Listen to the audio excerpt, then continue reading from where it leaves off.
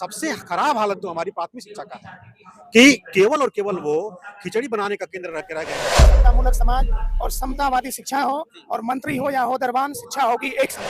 सरकार तो दावा कर रही है कि नई शिक्षा नीति से लोगों का नए तरीके से विकास होगा। इससे जब से नई शिक्षा नीति लागू हुआ और नई आर्थिक नीति लागू हुआ, पूरा शिक्षा व्यवस्था जो है पूरी जो है नौकरशाहों और पूंजीपतियों के हाथ में चली गई है।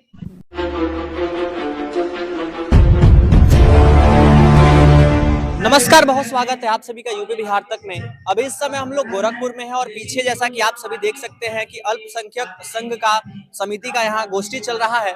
इसी संदर्भ में आइए कुछ लोग हैं उनसे बातचीत करेंगे। इस समिति के सदस्य हैं और जानेंगे कि इस कार्यक्रम की क्या है रूपरेखा और इस कार्यक्रम का क्या उद्देश्य है। क्या नाम हुआ सर? देखिए, पहले तो मेरा नाम राम प्रताप राम है। मैं प्रदेश अध्यक्ष हूँ उत्तर प्रदेश अनुसूचित जाति जनजाति पिछड़ा एवं अल्पसंख्यक माध्यमिक शिक्षक संघ। ये जो आज का जो कार्यक्रम गोरखपुर में आयोजित हुआ है, कहीं ना कहीं ये कार्यक्रम और समाज के लोगों को आगे बढ़ाने के लिए प्रेरित करता है, तो इस कार्यक्रम का क्या मूलतः उद्देश्य है? देखिए, ये कार्यक्रम पहले नंबर ये जान ले कि ये उत्तर प्रदेश अनुसूचित जाति जनजाति पिछड़ा अल्पसंख्यक माध्यमिक शिक्षक संघ का जो 11वां अधिवेशन है एवं सच्ची विचार गोष्ठी का जो विषय है शिक्षा का वर्तमान स्वरूप, समाज और संघ की भूमिका, इस पर ही विचार गोष्ठी आयोजित किया गया। आज ये शिक्षा व्यवस्था है पूरी तरह बाजार के हवाले हो गई है।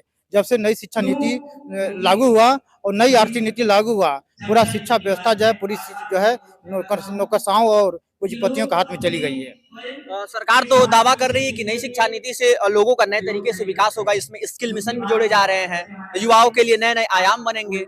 देखिए, जब शिक्षा जो है जो मूल जड़ है, जब तक वो मूल जड़ मजबूत नहीं होगा तब तक हम शिक्षा व्यवस्था को आगे नहीं ले जा सकते हैं। जो प्राथमिक विद्यालय है, प्राथमिक विद्यालय पूरी तरह ध्वस्त हो चुकी है। यहाँ तक टीचरों की नियुक्ति नहीं हो रही है। हर विद्यालय में एक या दो टीचर हैं, उसके बाद भी जिनमें इतने काम रहते हैं वो बच्चों को पढ़ा नहीं पाते हैं। तो जब मूल जड़ ही नहीं है तो शिक्षा व्यवस्था कैसे होगी?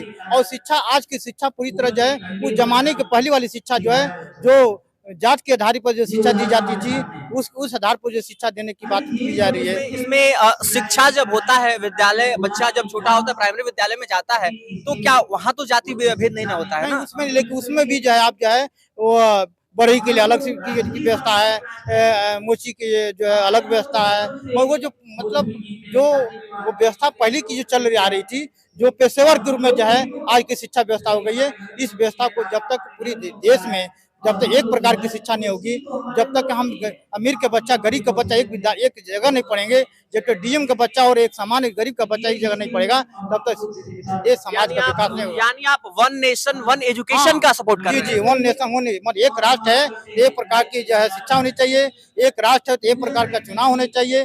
तो इसीलिए हम लोग चाहते हैं कि पूरे देश में एक प्रकार से शिक्षा लागू हो।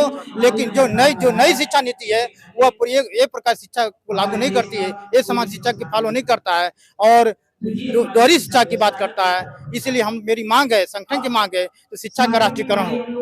क्या नाम हुआ सर आपका? मेरा नाम सुरेंद्र मौर्य है। आज के कार्यक्रम के बारे में क्या बताना चाहेंगे आप? मैं यही बताना चाहूंगा कि इस कार्यक्रम का उद्देश्य है कि समतामूलक समाज और समतावादी शिक्षा हो और मंत्री हो या हो दरबान, शिक्षा होगी एक समान।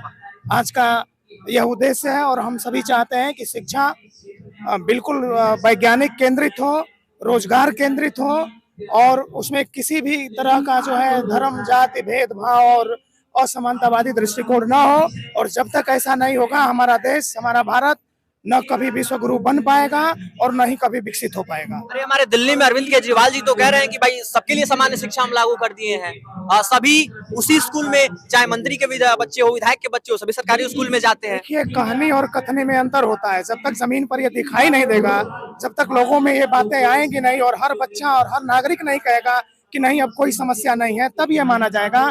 अन्यथा सब लोग अपनी डफली अपना राग बजाते रहते हैं। क्या नाम हुआ सर आपका? मेरा नाम अभय कुमार है, मैं इस संगठन का जिला अध्यक्ष हूँ। ये आज का जो कार्यक्रम चल रहा है, शिक्षा को लेकर बातचीत चल रही है, आपकी क्या विचार है इसमें? शिक्षा का बाजारीकरण हो रहा है। जैसा आप जानते हैं कि अभी नीट की परीक्षा हुई, सरकार ने इतने लोगों को जो है वन रैंक पे ला दिया, तो एक प्रकार का शिक्षा का ये दोष हो गया। दूसरी बात, अगर आपके पास पैसा नहीं है, सरकारी शिक्षण संस्थान में जो है अगर आप एडमिशन नहीं ले पाते हैं, तो प्राइवेट सेक्टर आपको जो है 1 करोड़ का फीस लेकर के आपको एडमिशन दे देते हैं। इसका मतलब क्या हुआ कि पैसा अगर आपके पास है तो शिक्षा को कहीं से भी खरीद सकते हैं, चाहे आप काबिल हो चाहे ना हो। हाँ, इसी कारण हम लोग एक चाहते हैं कि सभी के लिए एक जैसी शिक्षा हो, और हेल्थ हो चाहे शिक्षा हो, इसकी व्यवस्था सरकार करे, क्योंकि प्राइवेट सेक्टर का मूल उद्देश्य होता है रुपया कमाना, प्रॉफिट कमाना। और हमारा जो संविधान है वो वेलफेयर स्टेट की बात करता है, और वेलफेयर स्टेट में कम से कम 2-4 चीजें तो जो है बाजार के हवाले नहीं किया जा सकता है, उसमें शिक्षा और स्वास्थ्य महत्वपूर्ण बिंदु है। ये सरकारी विद्यालयों की भूमिका नहीं मिल पा रही है क्या पिछले वर्ग के लोगों को? सरकार, जब आप देखेंगे कि एक मंच बहुत अच्छा है, दूसरा मंच जो है आपका बिल्कुल टूटा फूटा है, तो आपके मन में क्या चाहत जगेगी कि हम अच्छे मंच पे जाएं, और वो मंच पैसा लेकर ही आपको कुछ देना चाहता है।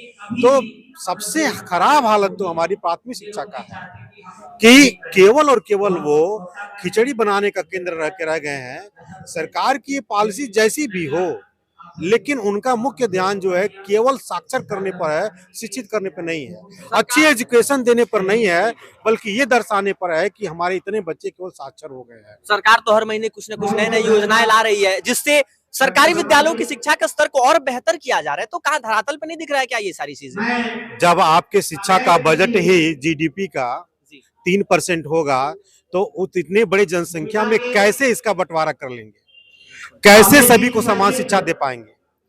तो सरकार से आग्रह है कि अगर इसका बजट बढ़ाया जाए, सभी के लिए समान शिक्षा का अवसर प्रदान किया जाए, तो क्या दिक्कत है? प्राइवेट सेक्टर को अलग कर नहीं किया जाए, सभी के लिए शिक्षा की व्यवस्था सरकार करे।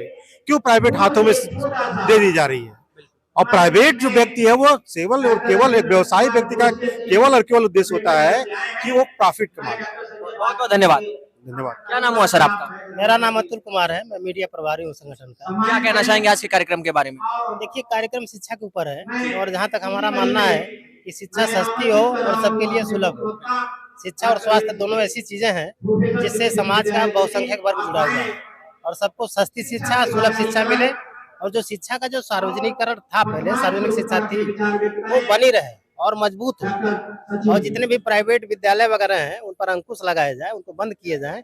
देश में अगर हो तो केवल सरकारी शिक्षा ही हो और कोई शिक्षा नहीं। बाकी आप सभी ने इस वीडियो में जाना कि किस तरह से ये जो अनुसूचित जनजाति पिछड़ा अल्पसंख्यक शिक्षक आयोग है, ये आज का कार्यक्रम आयोजित की है।